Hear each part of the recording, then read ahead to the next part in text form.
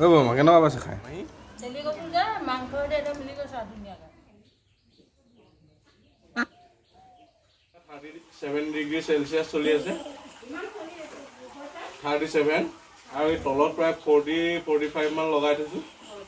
এতিয়া কচুডাল বনাই আছোঁ, এইফালে দেখুৱাই দিবা। কচু বইল কৰি থৈছোঁ, এইফালে পিঁয়াজটো দিলোঁ আৰু এইফালে জালুক কি আছে দেখুৱাই দিয়া। এই ভিডিঅ'খনত দেখুৱাই দিয়া, খিৰিকীখনৰ ফালে গৈ লোৱা। এই জালুক কি আছে মানে অলপমান ঠাণ্ডা দিনত পেলাব লাগিছিলে, কচু জালটো গৰম দিনতে পেলাই দিলে হ'লেও একো নাই বাৰু, কোনো নাজানে। এতিয়া বনাই আছোঁ আৰু আপোনালোকে চাই থাকিব ভিডিঅ'টো।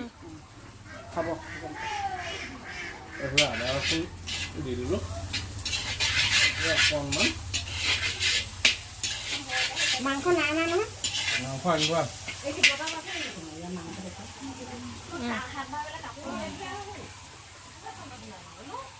এইফালে মাংস আৰু আছে বাৰু।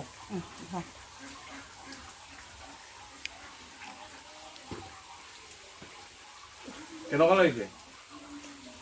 মানে নাই মোক দেখি কেনেকুৱা লাগিছে?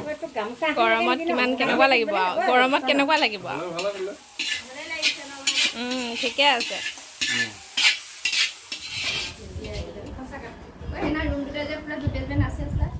এইফালে কি আন্ধাৰমুৱা হৈ গ'ল যে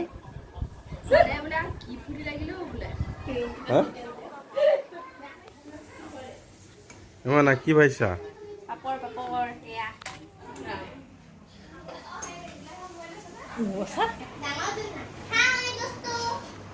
হাই কৈ দে, হাই কৈ দে, হাই কৈ দে, হাই কৈ দে, হাই কৈ দে।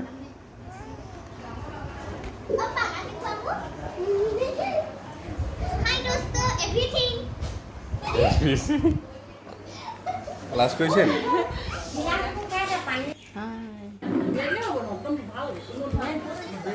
ঐ বৰমা কেনেকুৱা পাইছে খাই? ইমান ধুনীয়া হেৰি জালুকৰ হেৰিটো আহিছে, গোন্ধটো আহিছে। মাহী চেলি কৈছোঁ যে মাংস এতিয়া মিলি গৈছে আৰু ধুনীয়াকৈ। এই মাইনা কেনেকুৱা পাইছে খাই?